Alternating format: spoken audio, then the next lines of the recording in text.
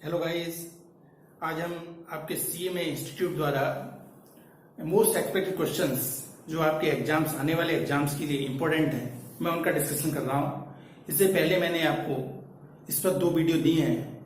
जिन friends ने वो video नहीं देखी हैं, चैनल को सब्सक्राइब करके वीडियो को देख सकते हैं और बेल आइकन को प्रेस करना ना भूलें, जिससे कि आपके पास जो भी वीडियो मेरा आता जा रहा है आपके पास नोटिफिकेशन तुरंत आए और आप उसको तुरंत देख पाए। देखिए, क्वेश्चन है P varies inversely as Q। P inversely varies proportional कर रहा है। P इनवर्सली देखो तो हम लिखेंगे P is inversely proportional to Q। इसको ऐसे लिखते हैं P इनवर्सली बराबर Q। तो इसका मतलब क्या हो गया, इसको जब इक्वल करते हैं तो मैंने बताया कि इसमें हम प्रोपोर्शनलिटी कांस्टेंट K लगा लेते हैं तो हमारा एक तरह से रिलेशन ये आ गया। अब गिवन क्या है इस कंडीशन में, देखो अब मेरे को क्या क्या गिवन है, P की वैल्यू 2 दे रखी है, Q की वैल्यू 3 दे रखी है।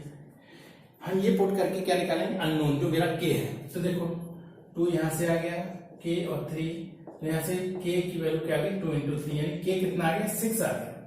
तो यहां से आप खुद देख सकते हैं कि मेरे पास जो एक्चुअल रिलेशन है वो ये आ गया 6/Q। This is my actual relation. ठीक, अब अगर इस रिलेशन में हम Q की वैल्यू पुट करेंगे you will get P value. तो देखो P बराबर 6, Q कितना दे रखा है, P की वैल्यू किस में पूछी जब Q की वैल्यू 2 है, डालो 2, क्या आ गई P की वैल्यू 3 आ गई। तुम्हारा कौन सा ऑप्शन करेक्ट है, ए द करेक्ट ऑप्शन। ठीक है जी। अब देखो एक क्वेश्चन देखो, ए पर्सन डिपोजिट रुपीज इतने at 6% per annum simple interest for 3 years। ये सिंपल इंटरेस्ट का क्वेश्चन है। The amount will be get back after 3 years। देखो यहाँ पे अमाउंट की बात कर रहा है, अमाउंट की बात का मतलब है टोटल सम 3 साल बाद उसको जो पैसा दिया है वो और उसकी इंटरेस्ट समेत कितना उसको पैसा 3 साल के बाद वापस मिलेगा। तो देखो मैंने आपको फॉर्मूला भी लर्न कराया हुआ है। देखो इंटरेस्ट का फॉर्मूला I बराबर PRT/100 होता है, जैसा कि मैं कई बार आपको बता भी चुका हूं। और अगर टोटल अमाउंट की बात आती है तो हम क्या करते हैं, प्रिंसिपल प्लस इंटरेस्ट ऐड करेंगे। यहाँ पे पूरा नेट जो फॉर्मूला है वो ये है हमारे पास। ठीक है, हमको क्या क्या क्वेश्चन ने गिवन है, देखो क्वेश्चन ने मेरे को क्या क्या गिवन है। एक तो प्रिंसिपल वैल्यू दी है इसने 2000 रुपीज हमने इन्वेस्ट किए, और एक R 6% की रेट से दे रहे हैं हम पैसे, और टाइम पीरियड 3 years का है। ये तीनों चीजें हैं, मैं इसमें पुट कर दूंगा, I will get the answer after solving the problems. तो देखो कैसे होगा, A is equal to formula P की वैल्यू कितनी है 2000, और इसमें 1 प्लस R कितना है जी 6%, टाइम कितना है 3/100। अब देखो सोचो कि ये क्या हो गया इतना, देखो ये हो गया 18 को 100 से डिवाइड करेंगे तो क्या था 0.18, तो 2000 इंटू 1.18। ठीक है, इसको कैलकुलेटर से यूज करें, मल्टीपल करें तो क्या आएगा, देखो 18 के टेबल पढ़ाएंगे 36, तो इसका मतलब क्या आ जाएगा, ये आ जाएगा 2360, 360 रुपए इंटरेस्ट बन गई, 2000 रुपए इन्वेस्ट किए थे, तो हमारा जो नेट अमाउंट है वो हमें इतना मिलेगा। अब देखिए नेक्स्ट क्वेश्चन है, find the 10th of the AP. ये एपी का क्वेश्चन है। एपी में आपको मालूम है कि ये सीरीज दी है, तो फर्स्ट टर्म कितना हो गया 3, और कॉमन डिफरेंस हम कैसे निकालते हैं, नेक्स्ट टर्म में से पिछला टर्म सबट्रैक्ट कर देते हैं, तो ये 3 आ गया। और 10th टर्म की बात आ गई तो n की वैल्यू 10 हो गई, तो रिक्वायर्ड फॉर्मूला मैंने आपको याद कराया हुआ एपी का ये होता है। बहुत ही सिंपल क्वेश्चन होते हैं, कुछ भी नहीं है, जस्ट आंसर वैल्यू पुट करना आंसर निकलता है। जैसे कि मैंने T10 निकालना है तो n बराबर 10 डाला, और a की वैल्यू 3 है और b की वैल्यू कितनी है, n कितना है 10 माइनस 1 इंटू कॉमन डिफरेंस 3 आ रहा है, तो ये क्या हो गया 3 प्लस ये कितना हो गया 9 इंटू 3, तो 3 प्लस 27, आंसर आ गया 30। In 30 is the correct answer of this question, तो ये 30 इज द करेक्ट आंसर। अब देखिए नेक्स्ट क्वेश्चन देखिए, the product of 3 terms in GP, ये जीपीए क्वेश्चन है, इज 125 द मिडिल टर्म्स। देखो अब यहाँ पर product of 3 terms of GP दे रखा है, तो मैंने selection of 3 terms of GP आपको बताई थी। Selection of 3 terms in GP कैसे लेते थे, 3 टर्म्स इन जीपी मैंने आपको याद कराया हुआ था कि फर्स्ट टर्म ये भैया, सेकंड टर्म ये, थर्ड टर्म या। ऐसा क्यों करते हैं मैंने आपको ये भी समझाया था, जब इसको मल्टीप्लाई आप करेंगे तो आर से आर कैंसिल हो जाएगा, तीनों टर्म को ए बचेगा, तो बड़ी इजीली हम सॉल्व कर सकते हैं। तो देखो प्रोडक्ट इसने दिया है इसलिए मेरे को ये लेना है। तो मैं जब प्रोडक्ट लूंगा तो देखो प्रोडक्ट करते हैं तो a/r इंटू ए इंटू AR, और यहाँ पे देखो ये फर्स्ट टर्म है, सेकंड टर्म है, थर्ड टर्म है। अगर वैसे देखा जाए तो ये क्या है, this is the middle term answer, इसको क्या बोलेंगे मिडिल टर्म, यानी हमें ए की वैल्यू निकाल देंगे, that is the answer of this question. तो ये क्या है 125। अब देखो आर से आर कैंसिल, ए क्यू बराबर कितना हो गया 125। अब देखो इसमें ए पे पावर क्यू है तो क्यू के फॉर्म में लिखना है, तो मैं इसको लिख सकता हूँ 5 पे पावर क्यू। मेरा कंसेप्ट है कि अगर पावर या तो ये बराबर होना चाहिए, ये बराबर होना चाहिए, ठीक है। तो इसका मतलब पावर बराबर है तो नंबर भी आपस में बराबर होंगे, तो this is the middle term. तो आंसर क्या है 5, तो इसका आंसर हो गया 5। हम इस तरह से निकालेंगे मिडिल टर्म। अब देखिए नेक्स्ट क्वेश्चन कैसे करेंगे, इसकी वैल्यू निकलवा रहा है 5C2 की।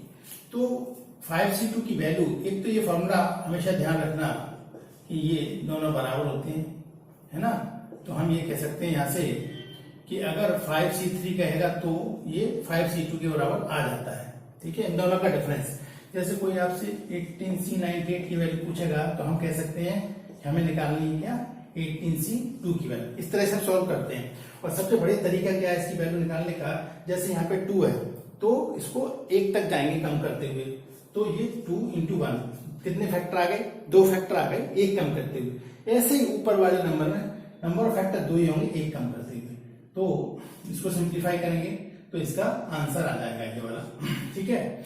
ऐसे ही हमें बड़ा सिंपल पूछा है 5C2 देखो अगर ऐसे ही सोचते हैं हम तो देखो 2 और कम करते हुए 1 तक जाएंगे, 1 पर रुक जाते हैं, नंबर ऑफ फैक्टर 2 हो गए। अब यहाँ पे भी 2 फैक्टर लेने हैं 1 कम करते हुए, तो कुल मिला के क्या आ गया 20/2, तो आंसर कितना आ गया 10, ठीक है। इसका ऑप्शन ये आ गया। हम इस तरह से सॉल्व करते हैं। अब नेक्स्ट क्वेश्चन है क्वाड्रेटिक इक्वेशन का। क्वाड्रेटिक इक्वेशन में एक स्टैंडर्ड इक्वेशन है जो हर बार क्वेश्चन में पूछी जाती है, वो ये है। अब यहाँ पे देखो, यहाँ पे क्या होगा, अगर इसी इक्वेशन के रूट अल्फा बीटा है तो इनका समेशन क्या कितना होता है -b/a, मतलब x के कोफिशिएंट का minus sine upon x square का कोफिशिएंट, और इनका प्रोडक्ट क्या होता है वो होता है c/a। बस इतना से करना है। अब देखो प्रोडक्ट ऑफ द रूट कह रहा है तो इसके यानी इस तरह से अल्फा बीटा की वैल्यू निकालनी है, अल्फा इंटू बीटा। तो c क्या है c1 है, यहाँ पर a क्या है a1 है, b -2 है और c1 है। प्रोडक्ट वाले में इस फॉर्मूला डाल दो अब c/a में, तो देखो एक यहाँ है और एक ही वैल्यू है, तो कितना आ गया 1। तो प्रोडक्ट ऑफ रूट कितना आ गया इस क्वेश्चन में 1, तो B is the correct answer. अब देखिए next question, the value of the logarithm 1/10 to the base इतना, मतलब बेस इतना है और बेस 10 है और वैल्यू 1/10 है। इसकी हमें लॉग वैल्यू निकालनी है। देखो बेस कितना है 10 और लॉग की वैल्यू कितनी है 1/10, ये ऐसे है। तो सबसे बढ़िया कंसेप्ट है, अपन क्या करेंगे कि इस 1/10 को मैं 10 पे पावर -1 भी लिख सकता हूँ। फिर मैंने आपको फॉर्मूला ही बताया हुआ है, log m पे पावर अगर n होती है तो हम क्या करते हैं n log m, ये आगे आ जाती है पावर। तो इस फॉर्मूले का यूज करते हुए -1 आगे आ गया, log 10 और बेस 10।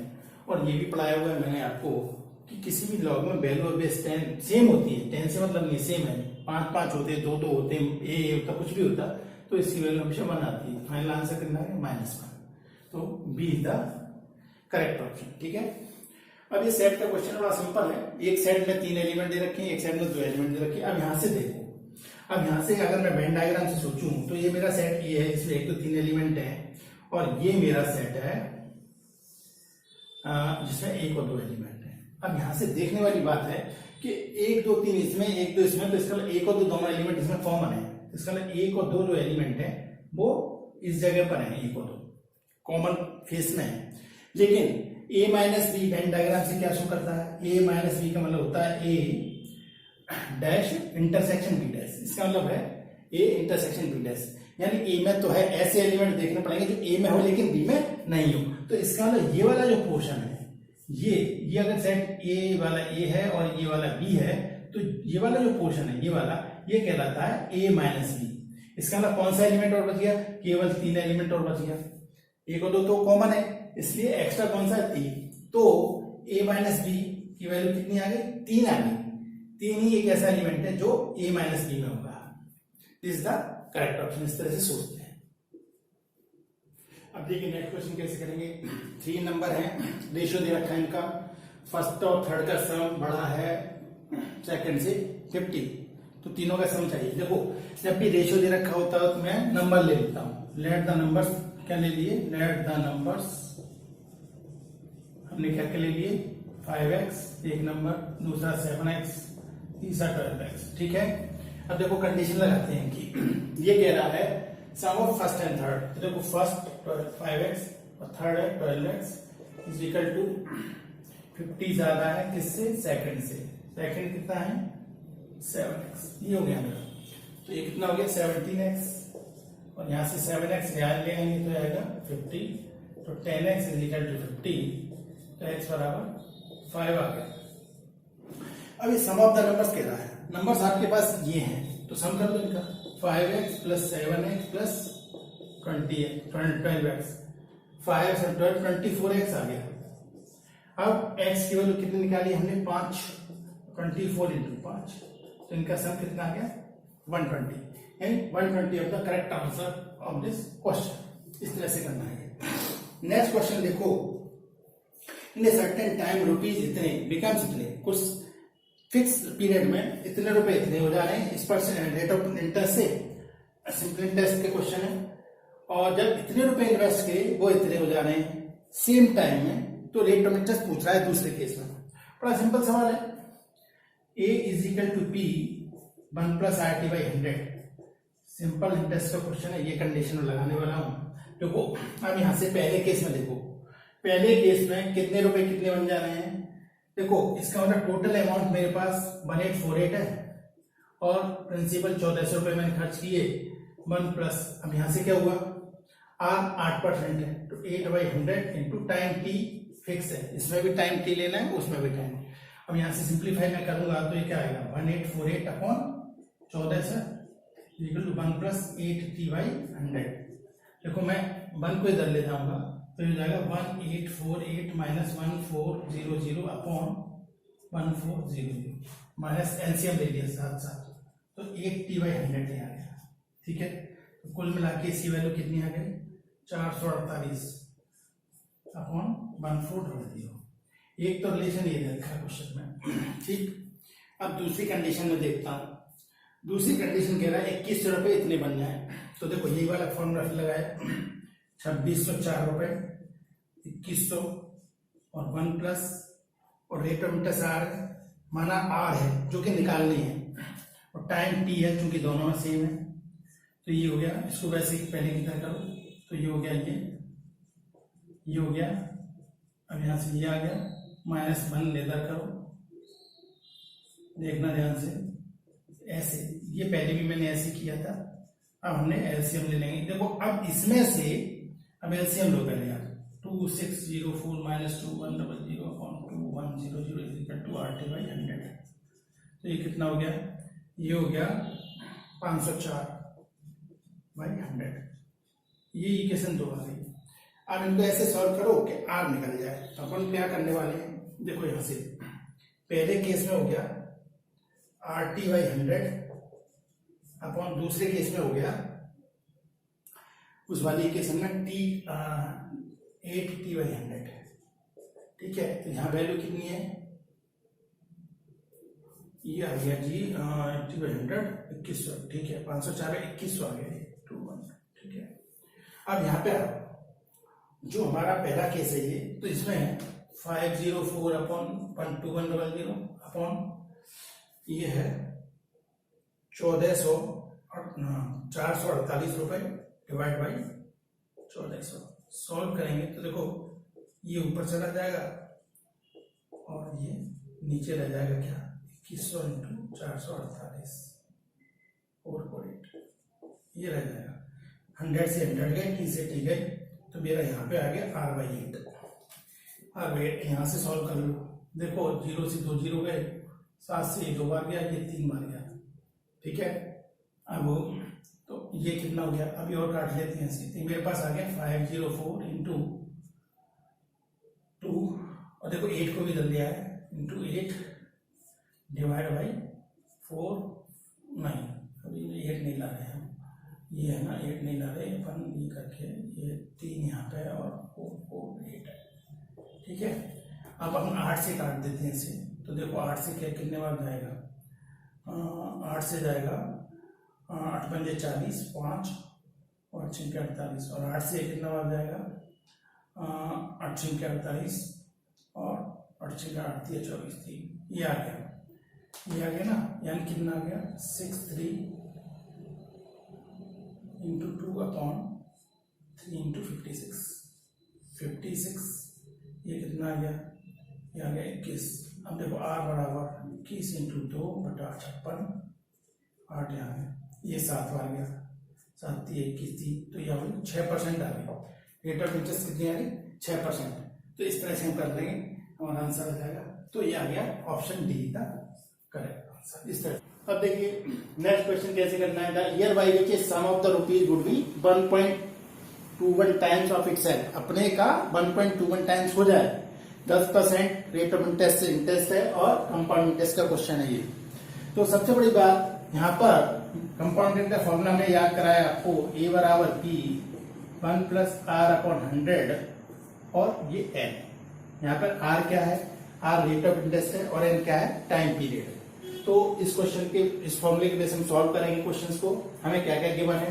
तो क्वेश्चन ये कहता है कि जो आपका टोटल अमाउंट है वो आपके प्रिंसिपल का कितना हो जाए 1.21 ऑफ पी हो जाता है 10% रेट ऑफ इंटरेस्ट से, तो आर क्या है 10%, ये हो गया वैल्यू। मैं इसको फॉर्मूला में डालता हूं, देखो 1.21 into P is equal to P 1 plus 10 upon 100 और अपॉन पावर एन। देखो एन टाइम पीरियड मुझे निकालना है, तो अब क्या हो गया पी से पी कैंसिल 1.21, ये हो गया 1 प्लस 10 से इसका करेंगे तो 0.1 पे पावर एन मीन्स 1.1 पे पावर एन, ठीक है। जैसा कि मैंने बताया कि इस नंबर पे पावर है, इस पर पावर नहीं है, तो मैं इसको कोशिश करूंगा इसी फॉर्म में लिखने की। तो ये देखने से लग रहा है मुझे कि 1.1 का स्क्वायर है, ये 1.1 का स्क्वायर कितना होता है 1.21, तो मैं इसको ऐसे लिख सकता हूं। अब ये हो गया ये, अब कंपेरिजन करें जैसे मैंने आपको कंसेप्ट बताया कि देखिए बेस सेम है तो इसमें पावर इक्वल हो जाएंगी, तो एन बराबर कितना आ जाएगा, एन बराबर 2 ईयर्स, यानी इसका मतलब 2 साल में 2 ईयर्स में पैसा उसका डबल हो जाएगा, 1.21 टाइम्स हो जाएगा ओरिजिनल, ठीक है। अब नेक्स्ट क्वेश्चन देखो, सेट एस दे रखा है कोई, वो इस तरह से डिफाइंड है, सेट एस किसका है प्राइम नंबर्स का, और एम सेट डिफाइंड है 0 से 9 तक। अब यहां से देखो हम एम सेट अगर कंप्लीट लिखें, ठीक है, तो नंबर्स क्या आएंगे 0 1 2 3 4 5 6 7 8 9, ये मेरे पास नंबर आने वाले हैं, ये एम के नंबर है। अब क्वेश्चन में देखो एस इंटरसेक्ट, अच्छा दूसरी बात, हमें प्राइम नंबर का सेट लेना एस, तो प्राइम नंबर देखिए प्राइम नंबर्स होते क्या क्या है, यानी जो अपने अलावा किसी से ना कटे, तो इसका मतलब एक तो 2 है, कभी 1 is not a prime number, ध्यान रखना है, तो 2 prime number, 3 prime number, 5 prime number, 7 prime number. देखिए 9 प्राइम नंबर नहीं होता, 11 होता है, लेकिन मेरी ये जो टेबल है ये 9 तक जा रही है, इसलिए मैं यहीं पर स्टॉप मार देता हूँ, ये स्टॉप हो गया। अब सबसे बड़ी बात है मैं यहाँ पर एस इंटरसेक्शन एम निकालू, एस इंटरसेक्शन एम, देखो एस इंटरसेक्शन एम में इंटरसेक्शन आपको निकालना आता है, ये यानी जो कॉमन एलिमेंट है, कॉमन एलिमेंट क्या है, ये सारे इसमें है ही, तो एक तरह से जो सेट एम जो सेट एस है वो इंटरसेक्शन में भी आने वाला है। तो अब देखिए अब आपको निकालना है M minus S intersection M, तो इसका मतलब अब यहां से देखो यानी कौन कौन से एलिमेंट आते हैं, यानी ऐसे एलिमेंट आएंगे एम के वो एलिमेंट जो इसमें नहीं है, इस सेट में नहीं हो, तो ऐसे कौन कौन से एलिमेंट है एम के अंदर जो इसमें नहीं है, देखो 0 है 1 है, तो देखो 0 आएगा, 1 आएगा, 2 नहीं आ सकता, 3 नहीं आ सकता, 4 आ जाएगा, 5 नहीं आएगा, और आगे 6 आ जाएगा, ठीक है, और 8 और 9 आ जाएंगे, ये एलिमेंट आएंगे इसमें, ठीक है। मेरा कौन सा ऑप्शन दिख रहा है, ए इज द करेक्ट आंसर।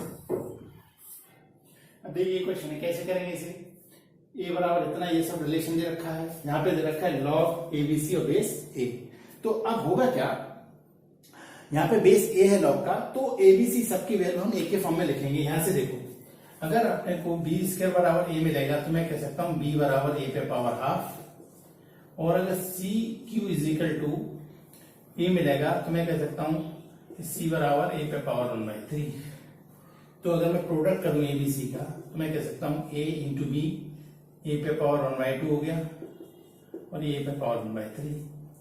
तो इसका मतलब क्या है, ए पे पावर 1 प्लस 1/2 प्लस 1/3, एलसीएम आ गया 6, तो हो जाएगा 6 प्लस 3 प्लस 2, यानी ए पे पावर 11/6 आ जाएगी इसकी वैल्यू, इसकी एबीसी की। देखो तो हम क्या करने जा रहे हैं, लॉग बेस ए एबीसी, लॉग बेस ए और बी की जगह मैं रखूंगा ए पे पावर आधा, ए पे पावर 1/3। तो ये फाइनल लॉग बेस ए पे पावर 1 प्लस 1/2 प्लस 1/3, इसकी वैल्यू मैंने आपको बताई सॉल्व करके 11/6 है, ये 11 ए पे पावर 11/6 है। फिर मैंने आपको कंसेप्ट और बताया हुआ है कि अगर लॉग एम पे पावर एन होता है तो मैंने फॉर्मूला याद करा एन लॉग एम हो जाता है, इसका यूज करते हुए हो गया लॉग 11/6 आगे आ जाएगा, लॉग ए और बेस ए, लॉग में वैल्यू ऑफ बेस बराबर होती है, इसकी वैल्यू 1 आती है, तो ये फाइनल वैल्यू कितनी आएगी 11/6, इसका बी द करेक्ट आंसर, इसका आंसर आएगा। अब देखिए नेक्स्ट क्वेश्चन है, दिस टर्म, कौन सा टर्म 128 इस प्रोग्रेशन का। सबसे पहले तो हमें देखना पड़ेगा ये प्रोग्रेशन एपी में है या जीपी में। देखो डिफरेंस देखो, 2 में से 1 करेंगे तो 1 आ जाएगा, 4 में से 2 करें 2 आ जाएगा। देखो डिफरेंस बराबर नहीं है, इसमें एपी तो है नहीं। अब जीपी चेक करो, देखो इससे इसको डिवाइड करेंगे 2 आएगा और इससे इसको करेंगे तो 2 आएगा, इसका मतलब कॉमन रेशियो मेरा 2/1 आ रहा है, इसका मतलब ये जीपी सीरीज है। तो अब फर्स्ट टर्म कितना है इसका, a बराबर 1। अब nth टर्म की जो वैल्यू है वो 128 दे रखी है, तो मुझे n की वैल्यू निकालनी बेसिकली। तो हमारा फॉर्मूला ये था, तो 128 इज इक्वल टू 1 2 पे पावर n-1। यहां से देखो 2 पे पावर n-1 दे रखा है, 128 को 2 के पावर फॉर्म में लिखेंगे 2 पे पावर 7 हो जाता है, तो n-1 बराबर 7, तो n-1 बराबर 7, तो n बराबर तो n बराबर 7 प्लस 1 यानी 8, n की वैल्यू 8 आ गई, यानी इसका मतलब मुझे एक टर्म की वैल्यू कितनी होगी 128। तो कौन सा ऑप्शन है मेरे पास, ये ऑप्शन है। ठीक, अब देखिए नेक्स्ट क्वेश्चन कैसे सॉल्व करेंगे। If 5cr minus 3c2 is equal to 7c1। देखो मैंने आपको पहले ही बताया था कि nc1 जो होता है वो n के बराबर होता है, ठीक है, और कोई भी नंबर उसको सॉल्व करने का तरीका जैसे nc2 की वैल्यू निकालनी है, तो मैंने आपको लास्ट क्लास में बताया था ये क्या है 2 into 1, 2 बार एक कम करते हुए, ऐसे n को 2 एक कम करते हुए 2, ठीक है। तो हम इस तरह से सॉल्व करते हैं। जैसे अगर मेरे को वैल्यू निकालनी है आपकी 3c2, तो मैं लिख सकता हूं 2 into 1 3 into 2, तो ये हो जाएगा 3 आ गई। एक और कंसेप्ट मैंने आपको बताया हुआ है कि हमें मालूम है कि भाई NCR जो क्या है NC n-r के बराबर होता है। यहां से सोचो, जैसे कि यहां से अगर मैं जनरल करूं 5c3 और 5c2 बराबर होंगे, क्यों, क्योंकि देखो इसका जो डिफरेंस है वो इसके बराबर आ रहा है, इसका 5c3 5c2 के बराबर होगा ही होगा, ठीक है। अब क्वेश्चन देखो, अब यहाँ पे 5cr इसको इधर ले जाएंगे तो 3c2 प्लस 7c1, और 3c2 की वैल्यू मैंने आपको यहाँ निकाल के दिखाई है ना, 3 आएगी, और 7c1 कितना आएगा 7 आएगा, 7c1 आप इससे देखेंगे तो n आता है ना, तो 7c1 7 आएगा, तो ये कुल मिला के 10 आ गया, ठीक है। अगर 10 को मैं c के फॉर्म में लिखना चाहूँ, कंपेरिजन करना चाहूँ, तो मैं कैसे कंपेरिजन करूंगा, मैं इसको ऐसे कर दूं 10 को 5 into 4/2, ये हो गया। तो इससे क्या निकल रहा है निष्कर्ष, इससे ये निकल रहा है कि ये किसके बराबर हो गया 5c2 के बराबर हो गया। तो अगर 5c2 5cr ये दोनों बराबर हैं, तो देखो 5 बराबर तो r कितना होगा, r 2 होगा एक, तो ठीक है। और दूसरी बात, एक बात और देखने वाली बात है कि 5c2 किसके बराबर होगा 5c3 के, क्योंकि इस वाले फॉर्मूले से, तो इसका मतलब ये इसके बराबर होगा।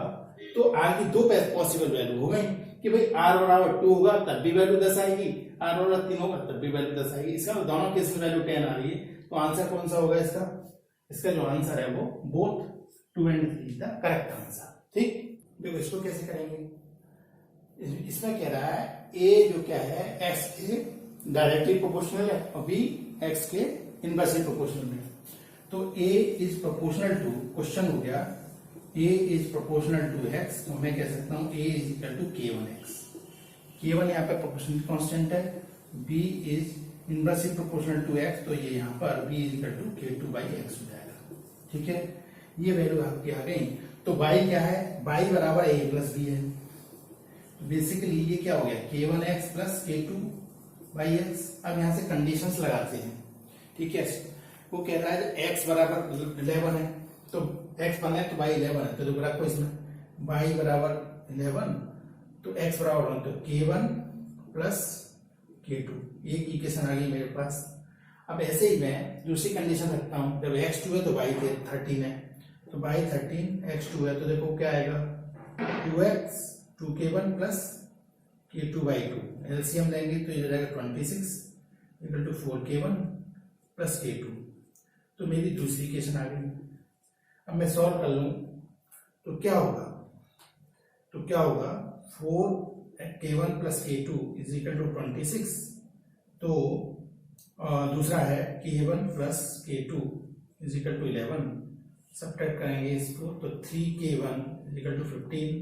तो K1 की वैल्यू कितनी आ गई, 15 बाई 3, 5 आ गई। अब K1 की वैल्यू 5 आ गई, इसमें रख देते हैं। अगर K1 5 आ गई तो K5 प्लस 11 11 K2, तो K2 की वैल्यू फाइनली कितनी है, 6 आ गई। K1 K2 दोनों की वैल्यू मैं यहाँ रख दे रहा हूँ। तो 5x प्लस 6/x, ये मेरा फाइनल फॉर्मूला निकल के आ गया। अब कंडीशन कह रहा है कि y की वैल्यू कब निकालनी है, जब x 3 हो। तो अपन क्या करने वाले हैं, यहाँ पर ये डालो 3, तो ये 6/3, तो ये 15, ये 2, कुल मिला के 17, तो 17 द करेक्ट आंसर। तो इसका आंसर क्या है, ये। ठीक है जी। अब देखिए नेक्स्ट क्वेश्चन ये है, the value of log 7 base 7। मतलब कितने इजी क्वेश्चन है, मैंने आपको ऑलरेडी बताया हुआ है। लॉग में वैल्यू और बेस अगर सेम होते हैं तो उसकी वैल्यू हमेशा 1 आती है। तो इसका मतलब बेस और वैल्यू सेम है यहाँ पर, तो इसका आंसर क्या आएगा, 1। तो करेक्ट आंसर इसका क्या है, 1। हम इस तरह से क्वेश्चंस को करेंगे। तो गाइस आपको जो आपका पेपर है ICMA ने जो दिया है आपको क्वेश्चन पेपर, सैंपल पेपर मतलब, तो उसमें से मैंने क्वेश्चन से सारे लिए हुए हैं। इसी तरह के क्वेश्चन आपके एग्जाम में आने वाले हैं। फ्रेंड्स, अगर आपको वीडियो पसंद आया है तो इसको लाइक करें, अपने फ्रेंड्स में शेयर करें। चैनल सब्सक्राइब नहीं किया तो चैनल को सब्सक्राइब करें, बेल आइकन को भी प्रेस करें ताकि आने वाली वीडियो का नोटिफिकेशन आप तक पहुंच पाए। ठीक है जी, मिलते रहेंगे नेक्स्ट वीडियो, फिर मिलते हैं।